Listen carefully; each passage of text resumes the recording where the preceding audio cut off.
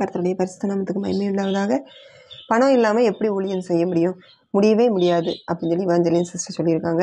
பரிசுத்த வேதாகமம் நம்மளுக்கு என்ன கற்றுக் கொடுக்குது அப்படின்னு சொல்லி நம்ம பார்க்கலாம். 1 கொரிந்தியர் 9வது அதிகாரம் 18வது வசனத்தை நீங்கள் பார்த்தீங்கன்னா, ஆதலால் எனக்கு பலன் என்ன, நான் சுவிசேஷத்தை பிரசங்கிகையில் அதை பற்றி எனக்கு உண்டாயிருக்கிற அதிகாரத்தை முற்றிலும் செலுத்தாமல் கிறிஸ்துவின் சுவிசேஷத்தை செலவில்லாமல் ஸ்தாபிப்பதே எனக்கு பலன் அப்படின்னு சொல்லி கொடுக்கப்பட்டிருக்கு. நான் ஒருவருக்கும் அடிமைப்படாதவனாக இருந்தும் நான் அதிக ஜனங்களை ஆதாயப்படுத்தி கொள்ளும்படிக்கு என்னைத்தானே எல்லாருக்கும் அடிமையாக்கினேன் அப்படின்னு சொல்லி கொடுக்கப்பட்டிருக்கு. அப்போ சுவிசேஷத்தை செலவில்லாமல் ஸ்தாபிப்பது தான் பலன் அப்படின்னு சொல்லி கொடுக்கப்பட்டிருக்கு. அப்போ செலவில்லாமல் நம்ம வந்து பணம் இல்லாமல் ஊழியம் செய்ய முடியுமானா நிச்சயமாக நம்மளால் செய்ய முடியும். அன்றாட தேவைக்கு நம்ம வச்சுருப்போம்ல பணம், அந்த பணத்தை வச்சு நம்மளால் ஊழியம் செய்ய முடியும். பணம் இல்லாமல் ஊழியம் செய்யவே முடியாது அப்படின்னு சொல்கிறதா இருந்தால் அது எப்படிப்பட்ட ஊழியம்னா, பெரிய ஸ்டேஜ் போட்டு, இப்போ நிறைய லைட்டு போட்டு, சேர் போட்டு, பெரிய பெரிய ஊழியக்காரங்களை கூப்பிட்டு ஆண்டவர் அப்படி செய்வார், இப்படி செய்வார், ஒன்று அப்படி வச்சுருப்பார், இப்படி வச்சுருப்பார், இந்த மாதிரி செய்கிறதுக்கு நிச்சயமாக பணம் வேணும். நீங்கள் சொல்கிற மாதிரி நிச்சயமாக பணம் வேணும். ஆனால் உண்மையான கிறிஸ்துவின் சிலுவையின் அன்பின் சுவிசேஷத்தை சொல்வதற்கு நிச்சயமாக பணம் தேவையில்லை. நம்ம கையில் இருக்கிற அன்றாடம் நம்ம வச்சுருக்கிற அந்த காரியங்களே போதுமானது. ஒரு பேப்பரும் ஒரு பேனாவும் எடுத்துக்கோங்க. ஒவ்வொரு குட்டி குட்டி பேப்பராக கிழிச்சு அதில் ஒவ்வொரு வார்த்தைகள் எழுதுங்க. இயேசு கிறிஸ்துவின் ரத்தம் சகல பாவங்களை நீங்கள் நீக்கி உங்களை சுத்திகரிக்க அப்படின்னு எழுதுங்க. நடந்து போய் ஒவ்வொரு வீடுகள்லையும் கதவுலையும் சொல்லிக்கிட்டே போங்க. இந்த மாதிரி செய்கிறதுக்கு எதுவும் பணம் நம்மளுக்கு தேவையா? தேவையில்லை. ஒரு பேனாவும் ஒரு பேப்பரும் நடக்கிறதுக்கு கால்களும் இருந்தால் கூட நம்மளுக்கு போதும். அதுக்கடுத்து எங்கள் வீட்டுக்கிட்ட கூட நான் ஒரு தாத்தாவை பார்த்துருக்கேன். அவங்க ஷர்ட்டில், வயசான தாத்தா தான், ஷர்ட்டில் வசனங்களாக எழுதியிருப்பாங்க. அவங்க சைக்கிள் வண்டியில் இதிலலாம் எழுதியிருப்பாங்க. சைக்கிளில் அந்த பெட்டி இருக்கும்ல சைடில், அதிலலாம் எழுதியிருப்பாங்க, வசனங்களாக எழுதியிருப்பாங்க. நடந்து உருட்டிக்கிட்டு தான் போவாங்க. அதை படிக்கிற எத்தனை ஆத்மா அந்த உள்ளத்தில் கர்த்தர் பேசுவாங்க. இது கூட என்ன செய்யணும், ஒரு வகையான ஊழியம் தான்.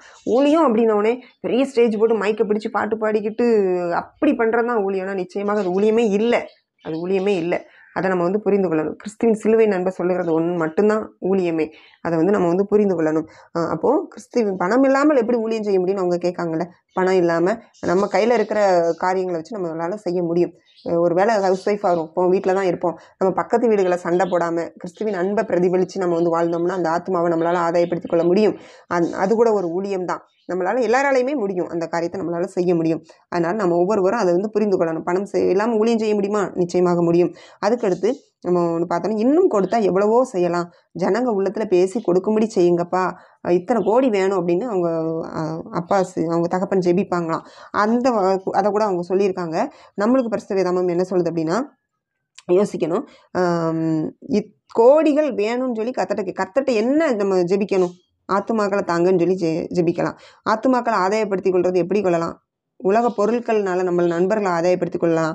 அப்படி கொள்ள வார்த்தைகள் இருக்குதானே.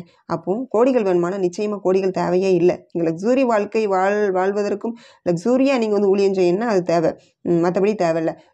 2 கொரிந்தியர் 12வது அதிகாரத்தை நீங்கள் பார்த்தீங்கன்னா, 2 கொரிந்தியர் 12வது அதிகாரம் 15, 16, 17 நீங்கள் பார்த்தீங்க அப்படின்னா அதில் எப்படி கொடுக்கப்பட்டிருக்கு?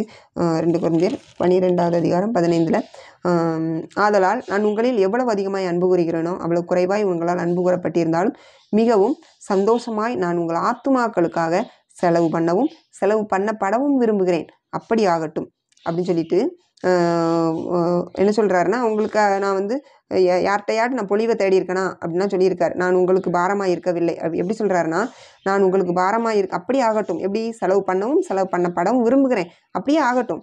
நான் உங்களுக்கு பாரமாக இருக்கவில்லை, ஆனாலும் உபாயம் உள்ளவனாக இருந்து தந்திரத்தினாலே உங்களை பிடித்தேனாம் அப்படின்னு சொல்லி ஒரு வார்த்தை சொல்லிட்டு, நான் உங்களிடத்திற்கு அனுப்பினவர்களில் எவன் மூலமாயாவது உங்களிடத்தில் பொழிவை தேடினதுண்டா? தீத்து உங்களிடத்தில் வரும்படி நான் அவனை கேட்டுக்கொண்டு அவனுடனே கூட ஒரு சகோதரனை அனுப்பினேன். தீத்து உங்களிடத்தில் ஏதாவது பொழிவை தேடினானா? நாங்கள் ஒரே ஆவியை உடையவர்களால் ஒரே அடிச்சுவடுகளில் நடந்தோம் அல்லவா? ஒரே அடிச்சுவடு எப்படின்னா, பவுல் அப்போஸ்தலருடைய அடிச்சுவடு. அவர் எப்படி நடந்தார்? அதுபடி யார் நடக்கா? தீத்து நடக்காரு. இப்படி தான் வரணும். அப்போ ஒருத்தர் கூட நான் பொழிவை தேடலை அப்படின்னு சொல்லிட்டு அவர் சொல்கிறார். உங்கள் ஆத்துமாக்களுக்காக செலவு பண்ணப்படவும் விரும்புகிறேன். அப்போது பவுல் அப்போஸ்தலர் தான் என்ன செய்கிறாருன்னா, அவர் கையின் பிரயாசப்பட்டு உழைத்து வருத்தத்தோடும் பிரயாசத்தோடும் வேலை செஞ்சு சாப்பிட்றாரு. அதில் வர்ற வருமானத்தை என்ன பண்ணுறாரு? செலவு பண்ணுறாரு. ஆத்துமாக்களுக்காக என்ன செய்கிறாருன்னு செலவு பண்ணப்படவும் விரும்புகிறாரு. இதுதான் ஊழியம். அதுக்கடுத்து நீங்கள் எப்படி பார்த்தீங்கன்னா, 2 கொரிந்தியர் 8வது அதிகாரத்துக்கு நீங்கள் வாங்க. 8வது அதிகாரம் 20வது வசனத்தை நீங்கள் பார்த்தீங்கன்னா, எங்கள் ஊழியத்தினாலே சேர்க்கப்படும் இந்த மிகுதியான தர்ப்பணத்தை குறித்து குறித்து ஒருவனும் எங்களை குற்றப்படுத்தாதபடிக்கு நாங்கள் எச்சரிக்கையாக இருந்து கர்த்தருக்கு முன்பாக மாத்திரமல்ல மனுஷருக்கு முன்பாகவும் யோக்கியமானவைகளை செய்ய நாடுகிறோம். அதாவது ஊழியத்தில் சேர்க்கப்படுற பணம் நிறைய பேருக்கு ஊழியத்துக்காக கொடுக்குறாங்க தானே, அந்த பணத்தை கூட அவர் என்ன பண்ணுறாரு, இந்த மிகுதியான தர்ம பணத்தை குறித்து ஒருவனும் எங்களை குற்றப்படுத்தாதபடிக்கு நாங்கள் எச்சரிக்கையாக இருந்து, முதல்ல எச்சரிக்கையாக இருக்கிற ஒருத்தர் கூட குற்றப்படுத்தக்கூடாதான். இங்கே இவங்களை எத்தனை பேர் குற்றப்படுத்துகிறாங்க யோசித்து பாருங்கள். ஒருத்தர் கூட குற்றப்படுத்தாதபடிக்கு எங்களை குற்றப்படுத்தாதபடிக்கு நாங்கள் எச்சரிக்கையாக இருந்து கர்த்தருக்கு முன்பாக மாத்திரமல்ல மனுஷருக்கு முன்பாகவும் யோக்கியமானவைகளை செய்ய நாடுகிறோம் அப்படின்னு சொல்லி கொடுக்கப்பட்டிருக்கு.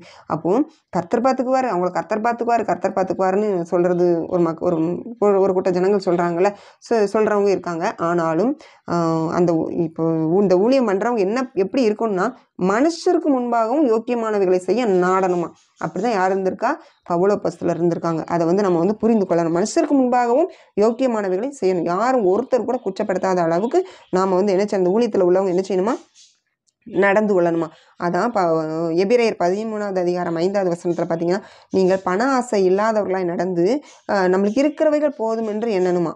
அப்படி அந்த மாதிரி பண ஆசை இருக்கக்கூடாது. இவங்க கோடிகள் இருந்தால் எவ்வளோ ஊழியம் செய்யலாம். இல்லை, நிச்சயமாக இல்லைங்க. கோடி இருந்தால் தான் ஊழியம் செய்ய முடியுமா?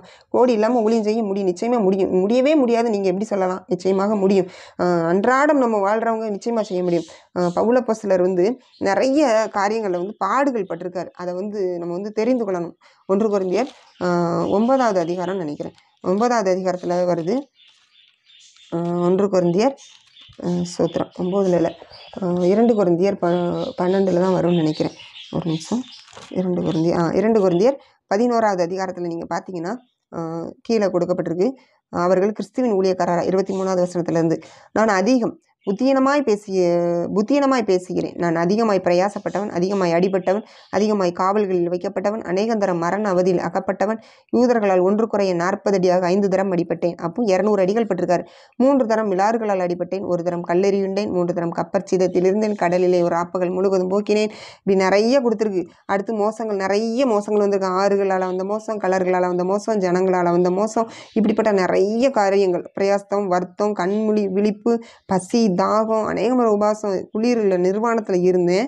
இப்படி இருந்தும் கூட இவ்வளவு கஷ்டப்பட்டிருக்காரு. ஆனாலும் அதுக்கு அடுத்து சொல்கிற வார்த்தை, இவை முதலானவைகள் இல்லாமல் எல்லா சபைகளை குறித்தும் உண்டாயிருக்கிற கவலை என்னை நாள்தோறும் நெருக்குகிறது அப்படின்னு சொல்கிறார். இவரே கஷ்டம்தான் பட்டிருக்காரு. ஆனாலும் சபைகளை குறித்த கவலை அவரை நாள்தோறும் நெருக்குதான். அப்போது உண்மையான ஊழியம் எது அப்படின்னா இதுதான் உண்மையான ஊழியம். இப்படி ஊழியத்தை தான் என்ன செய்கிறாங்கன்னா நம்மள்ட்ட கர்த்தர் எதிர்பார்க்குறாங்க. அதே மாதிரி நம்ம அவருடைய சீஷனாய் மாறுவதை தான் கர்த்தர் விரும்புகிறாங்க. விசுவாசியாக இருக்கும், எவ்வளோ நாள் விசுவாசியாகவே இருப்போம். சீஷனாக நம்ம எப்போ மாற போகிறோம்? சீஷனாக மாறணும் அப்படின்னா இந்த மாதிரி காரியங்கள் நம்ம கடந்து வர வேண்டியது இருக்கும். அதனால் நம்ம ஒவ்வொருவர் நம்மளை சிந்திக்கணும். அதாவது ரோமர் 15வது அதிகாரம் 21வது வசனத்தில் நீங்கள் பார்த்தீங்கன்னா, கிறிஸ்துவின் நாமம் சொல்லப்பட்டிராத இடங்களில் சுவிசேஷத்தை சொல்லணுமா. அப்போ அதை தான் அவர் பவுல் அப்போஸ்தலர் நாடுறாராம். கிறிஸ்துவின் நாமம் சொல்லப்பட்டிராத இடங்களில். இப்போ ஒருவேளை நினைக்கலாம், வட தேசத்துக்கு போய் தான் நம்ம சுவிசேஷம் அப்படி நம்மளால சொல்ல முடியாதுல்ல அப்படின்னு சொல்லி நீங்கள் நினைக்கலாம். ஏன் நம்ம அக்கம் பக்கத்தில் வீட்டில் உள்ளவங்களை எத்தனை பேர் இன்னும் ஆண்டவர் அறியாமல் ஏற்றுக்கொள்ளாமல் இருக்காங்க. அவங்களுக்கு கிறிஸ்துவின் அன்பை சொல்லலாமே, சிலுவையின் அன்பை சொல்லலாமே. அதுதான் சொல்லப்பட்டிராத இடங்கள். அப்படிப்பட்ட இடங்களில் நம்ம பக்கத்திலே இருப்பாங்க தானே, அவங்களுக்கு கிறிஸ்துவின் அன்பை நம்ம சொல்லணும். நம்மளுடைய வாழ்க்கை முறை அதை பார்த்து அவங்க என்ன செய்வாங்கன்னா ஆண்டவருக்குள்ளே வருவாங்க. கிறிஸ்துவனுடையவர்கள் தங்கள் மாம்சத்தையும் ஆசையையும் சிலுவையில் அறைந்திருக்கிறார்கள் அப்படின்னு சொல்றாரு. கிறிஸ்துவினை என்னுடைய நான் சாயில தரித்திருக்கேன் அப்படின்னு சொல்லி அவர் பவுல் அப்போஸ்தலர் சொல்கிறாங்க. அப்போ நம்மளை பார்க்கிறவர்கள் நம்ம கிறிஸ்துவ பார்க்கணும். அதுவே ஒரு ஊழியம் தான். அதை நாம் புரிந்து கொள்ளணும். அதே மாதிரி கர்த்தருக்காக செய்யும்போது வீண் போகாதுன்னு சொல்கிறாங்க. நிச்சயமாகவே கர்த்தருக்காக செய்யும்போது வீண் போகாது தான். அது கர்த்தருக்காக செய்கிறதுனா எப்படின்னா, நான் குறிப்பிட்டிருக்கிற மாதிரி இந்த மாதிரி ஊழியங்கள் கர்த்தருக்காக செய்கிறேன்னு சொல்லி லக்ஸுரி வாழ்க்கை வாழ்ந்துக்கிட்டு ஆடம்பரமாக திருமணத்தை பண்ணிக்கிட்டு அதே மாதிரி பல லட்சங்களில் ஸ்டேஜ் போட்டு பெரிய கூட்டத்தை கூட்டி இது அல்ல ஊழியம். அதுவுமே அந்த இடத்துல நீங்கள் கர்த்தர் அதை தருவார், இதை தருவார், அப்படி வச்சிருப்பார், இப்படி வச்சிருப்பாருன்னு சொல்கிறீங்க. அது ஊழியமே கிடையாது. சிலுவையின் அன்பை சொல்வது மட்டும்தான் ஊழியம். அதை செய்கிறது அதுக்கு ஏற்ற பலனா என்ன செய்வாங்கன்னா நிச்சயமாகவே கர்த்தர் கொடுப்பாங்க. ஒரு எஜமான்கிட்ட ஒருத்தங்க ஊழியம் வேலை பார்க்காங்க அப்படின்னா அந்த வேலைக்காரனுக்கு எந்த நேரம் சம்பளம் கொடுக்கும், அந்த மாதம் முடியல கரெக்டாக கொடுத்தாங்க, மாதம் 1ஆம் தேதி கொடுத்துருவாங்க, கரெக்டாக கொடுத்துருவாங்க, சம்பளத்தை கொடுத்துருவாங்க. நம்மக்கிட்ட வேலை பார்க்குறவங்களுக்கு நம்ம கொடுக்கணும் அப்படிங்கிற அந்த எஜமானுடைய பொறுப்பு. அப்போது கர்த்தருக்காக நம்ம உண்மையாக வேலை செய்யும்போது நிச்சயமாகவே நம்மளுக்கு வந்து ஏற்ற பலனை தருவாங்க. அது வந்து எப்படி இருக்குன்னா, சுவிசேஷத்தினால பிழைப்பு தான் உண்டாக பண்ணுவார், லக்ஸுரி வாழ்க்கை அல்ல, ஆடம்பரமான வாழ்க்கை அல்ல. ஸோ அவருக்காக சுவிசேஷ ஊழியம் நம்ம பண்ணணும், அவருக்காக ஊழியம் பண்ணணும் அப்படின்னா அதனால் நிச்சயமாகவே நம்மளை பிழைத்திருக்க பண்ணுவாங்க. அதுக்காக நம்மளை வந்து அப்படியே விட்டுற மாட்டார், பிழைத்திருக்க பண்ணுவார். நிச்சயமாக அவருடைய சுவிசேஷத்தை நம்ம உயிர் ஜீவன் இருக்கிற வரைக்கும் சொல்லணுமே, அதுக்காக நம்மளை வந்து நிச்சயமாக பிழைத்திருக்க பண்ணுவார். நம்ம வந்து இதை ஒவ்வொருத்தரும் புரிந்து கொள்ளணும். பணம் இல்லாமல் ஊழியம் செய்ய முடியுமா? முடியவே முடியாது அப்படின்னு சொன்னதுக்கு பதில் வந்து நிச்சயமாகவே முடியும். நம்ம அன்றாட நம்ம வீட்டில் இருக்கிற இந்த பணங்களை வச்சு நம்மளுக்கு முடிந்த அக்கம் பக்கத்தில் உள்ளவங்களுக்கு ஆண்டவருடைய அன்பை சொல்லி நம்ம கையில் இருக்கிற ஒரு பொருட்களை வச்சு நம்மளால் நிச்சயமாக ஊழியம் செய்ய முடியும் அப்படிங்கிறது என்னுடைய கருத்து. இந்த வார்த்தைகள் கூட நம்மளுடைய ஒவ்வொருவரோட ஆவிக்குரிய வாழ்க்கைக்கும் பிரயோஜனமாக இருக்கும் என்று கர்த்தருக்குள்ள நம்புகிறேன். கர்த்தர் தாமே நம்ம ஒவ்வொருவரையும் அவருடைய பரிசுத்த வருகைக்கு முற்றிலுமாக ஆயத்தப்படுத்துவாராக. ஆமென்.